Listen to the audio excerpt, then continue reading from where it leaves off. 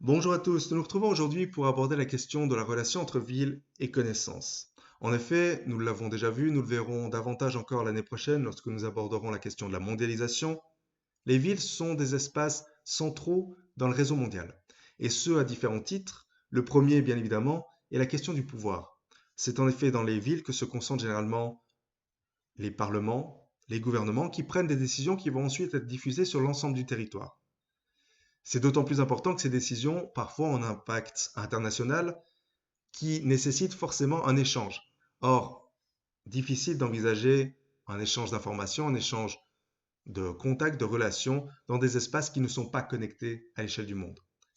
De la même manière, ce sont des espaces qui produisent de la richesse, principalement économique, à travers l'activité de grandes entreprises, à travers l'activité de bourse, par exemple, également. Et donc, cette richesse, encore une fois, a besoin d'un ancrage qui permette la circulation facile des travailleurs, mais aussi des biens de consommation, des informations, de l'argent. Enfin, ce sont des centres de production artistique et culturelle, des centres de production de savoir de manière générale, qui, encore une fois, ont besoin de la ville tout simplement parce que ces institutions, ces ensembles, ont besoin généralement de main-d'œuvre pour exister, ont besoin également d'un public, étudiants ou touristes, pour fonctionner, pour vivre, et enfin ont besoin de relations internationales pour exister en termes de programmes. C'est le cas par exemple des grandes universités, mais aussi des différents musées que vous connaissez certainement. En effet, la plupart des grandes universités, la plupart des grands musées, la plupart des centres artistiques et culturels aujourd'hui sont construits à l'intérieur des villes ou à proximité immédiate. Il est rare que ce genre d'institution se trouve isolé au beau milieu de nulle part, ainsi le château de Poudlard est une exception qu'on peut relever. En effet, pensez tout simplement à une université. Elle va bien évidemment avoir besoin de travailleurs pour fonctionner. C'est souvent des ensembles quand même relativement vastes qui nécessitent l'intervention de pas mal d'acteurs. À ça s'ajoutent des étudiants, souvent en nombre important, qui ont besoin d'être logés, qui ont besoin d'être nourris, qui ont besoin également de se divertir. Et il est difficile d'envisager une vie étudiante en dehors justement de ces centres urbains qui offrent une certaine attractivité en termes justement d'alimentation, de logement et de divertissement. Enfin, la plupart de ces grandes universités entretiennent des relations entre elles, à travers des programmes de recherche, par exemple, mais aussi à travers des programmes d'échange. Vous avez aujourd'hui la possibilité, en tant qu'étudiant, d'aller terminer ou faire une partie de votre cursus à l'étranger, dans une université, souvent partenaire de l'université dans laquelle vous avez commencé. Et ça permet justement l'échange, d'une certaine manière, d'informations, le transfert de compétences, mais aussi, et c'est peut-être le plus important, la spécialisation, puisque toutes les universités ne peuvent pas aujourd'hui être spécialisées dans tous les domaines. Et donc, cette connexion, cette connectivité est extrêmement importante. Et encore une fois, ce serait difficile d'envisager justement ce genre d'échange loin du reste du monde. Donc, inévitablement, les universités ont besoin d'exister à proximité des villes pour véritablement remplir leur fonction. De la même manière, si on pense aujourd'hui aux musées, aux différents grands musées, British Museum, par exemple, le Louvre, le Met, etc. On est sur des ensembles qui se situent à proximité des villes ou à l'intérieur des villes, tout simplement parce que la plupart de ces musées jouissent justement d'une attractivité extrêmement importante. Or, il serait difficile d'y accéder si on devait utiliser des transports publics, par exemple, sur de grandes distances. Et surtout parce que la plupart de ces musées, encore une fois, sont en relation. Une collection aujourd'hui circule de manière souvent assez rapide, puisqu'elle a lieu, elle est exposée, disons, d'une certaine manière pendant un mois, 2 mois, quelques mois, parfois une année, avant d'être réemballée puis acheminée vers un autre musée, soit le musée d'origine, soit un autre musée, à travers justement des expositions temporaires itinérantes qui assurent l'attractivité sans cesse renouvelée de ces musées, puisqu'il s'agit aussi d'offrir au public de la nouveauté, et ça assure la circulation, encore une fois, d'un certain patrimoine qui, sans cet échange, resterait stocké peut-être à l'abri des regards ou dans des musées un peu moins connus. Donc forcément, universités et musées ont besoin, pour exister, de relations. Et rien n'offre plus de relations, de plus de connexions finalement, que la ville. C'est ainsi que ces espaces apparaissent comme des knowledge capitals, c'est-à-dire des lieux de production et de diffusion du savoir. Un peu à l'image de ce qu'on retrouve par exemple aux États-Unis, au niveau d'Harvard, de Yale, de Princeton. du MIT ou de la Silicon Valley. Les premières sont des universités parmi les plus prestigieuses au monde. La Silicon Valley, c'est une exception puisque c'est ce que l'on peut qualifier de cluster, c'est-à-dire un ensemble d'entreprises, de start-up œuvrant principalement dans le domaine informatique, dans les nouvelles technologies, et qui apparaissent véritablement comme des centres d'innovation et de recherche. Donc extrêmement intéressant parce que c'est là que se produit aujourd'hui la connaissance et les technologies de demain. On retrouve d'ailleurs la même chose, par exemple, au Royaume-Uni, au niveau d'Oxford ou de Cambridge. On pourrait bien évidemment citer d'autres noms, le British Museum dont j'ai parlé précédemment, ainsi que d'autres institutions prestigieuses qui participent aussi à leur échelle à la diffusion des connaissances. Et même au sein de l'Union européenne, ou plus largement de l'Europe, on retrouvera la Sorbonne, par exemple à Paris, les PFZ en Suisse, à Zurich, qui participent également à la diffusion des connaissances et qui s'imposent véritablement comme des centres culturels, des centres extrêmement importants en termes justement de création de savoir.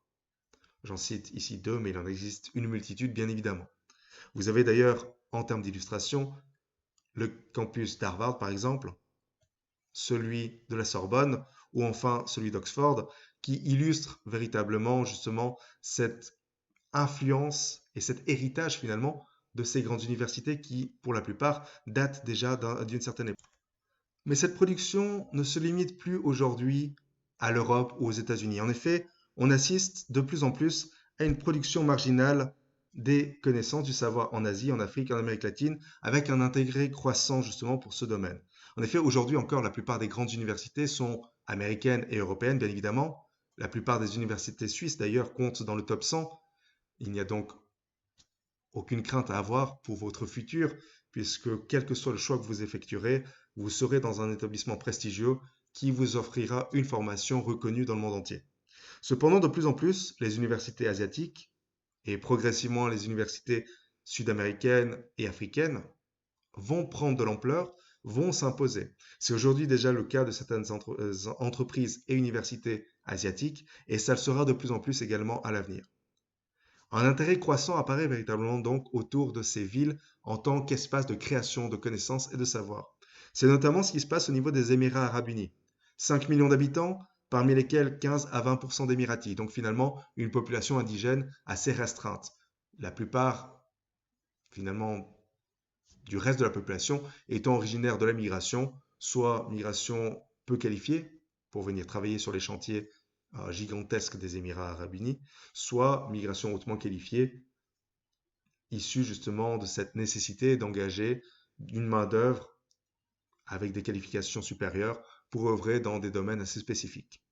Or, ce qui est intéressant, c'est que sur cette population finalement d'Émiratis, 95% des femmes et 80% des hommes quittant l'école se lancent ensuite dans des études universitaires. Donc on a une demande très forte en termes d'éducation, en termes de formation, dans un pays qui est finalement relativement jeune et qui a finalement assez peu d'opportunités en termes de euh, propositions de formation.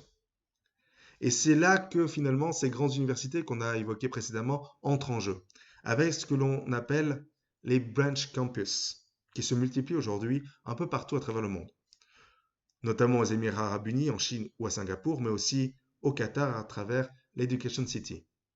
Le principe, il est relativement simple, c'est tout simplement permettre aux grandes universités d'ouvrir des succursales dans d'autres pays, à l'image des hautes études commerciales de Paris, par exemple, de l'University College de Londres, de la Virginia Commonwealth University ou du Houston Community College, etc. Toutes ces grandes institutions vont ouvrir des campus dans d'autres pays, permettant ainsi aux Qataris, par exemple, de se former dans des institutions qui jouissent d'une réputation mondiale, véritablement. Donc, une formation de qualité pour des pays qui, jusque-là, n'avaient pour la plupart pas d'université, ou en tout cas pas d'université aussi ancienne et aussi réputée que les universités européennes, qui ont pour certaines été fondées déjà au Moyen Âge, ou américaines. Parallèlement à cela, on a de plus en plus l'ouverture de musées. C'est le cas par exemple à Abu Dhabi. Vous avez le musée du Louvre qui a ouvert une succursale, un nouveau musée du Louvre dans cette ville, témoignant justement de la nécessité de diffuser la culture, mais aussi l'attrait pour ces nouvelles destinations d'une culture, d'un monde artistique qui doit se développer. Vous en avez ici l'image réalisée par Jean Nouvel, nous en reparlerons d'ici quelques instants, qui permet justement l'essor et la diffusion de la culture. Vous avez ici également le musée Guggenheim qui est en construction, qui a pour objectif de ressembler à cela, témoignant encore une fois de la grandeur et des moyens surtout financiers, des ambitions des Émirats arabes unis, et qui entend encore une fois participer justement à la diffusion des connaissances et à l'introduction de la culture au sein de la ville. Donc façonner un peu différemment ces espaces urbains qu'on connaît. Vous avez également un même projet qui existe au niveau du British Museum, le musée Zayed, qui a également pour ambition justement de participer à la diffusion de ces connaissances. Je vous présente ici une petite vidéo qui permet d'illustrer ce phénomène avec justement l'inauguration du musée du Louvre, réalisée notamment par Jean Nouvel, et qui témoigne de cette volonté du Moyen-Orient notamment de s'ouvrir à la culture. Donc vous le voyez, bâtiment assez atypique, avec une architecture assez particulière, à Abu Dhabi, qui entend intégrer cette culture universelle, ici inaugurée en 2017 par Emmanuel Macron. Jean Nouvel, pour rappel, était un architecte français, et donc il est tout à fait normal finalement que le président français se rende dans cet espace. Vous voyez un peu cette image d'oasis, de canopée dressée à travers l'architecture. Et vous avez ici une ouverture en grande pompe qui témoigne justement de cette volonté de partage et de diffusion des connaissances entre les Émirats arabes unis et la France, par exemple. Mais c'est valable à l'échelle du monde entier. Le but étant véritablement d'ouvrir le savoir, d'ouvrir la connaissance. Et c'est quelque chose qui a une dimension assez particulière puisque ça nécessite une réflexion pour une intégration optimale dans le paysage d'un pays qui n'est pas forcément habitué à ce genre d'édifice, à cette culture propre finalement à l'Occident. Donc on a une interaction assez intéressante qui va se ressentir en termes de production et qui va permettre l'exposition d'œuvres importées du monde entier dans le cadre d'expositions temporaires. Donc c'est vraiment quelque chose d'extrêmement intéressant parce que c'est un témoignage finalement de cette ouverture de la ville à la culture et de l'influence que la culture peut avoir justement sur l'organisation, la structure de l'espace urbain. Un peu comme en témoigne d'ailleurs ici le directeur de cet espace. On a à la fois une rencontre entre l'Orient et l'Occident, entre des œuvres issues justement du monde oriental et des œuvres totalement occidentales, importées pour l'occasion. Et puis, ça invite à l'échange finalement entre cette population locale et toute cette population touristique qui va pouvoir venir et s'imprégner aussi de ces différents aspects.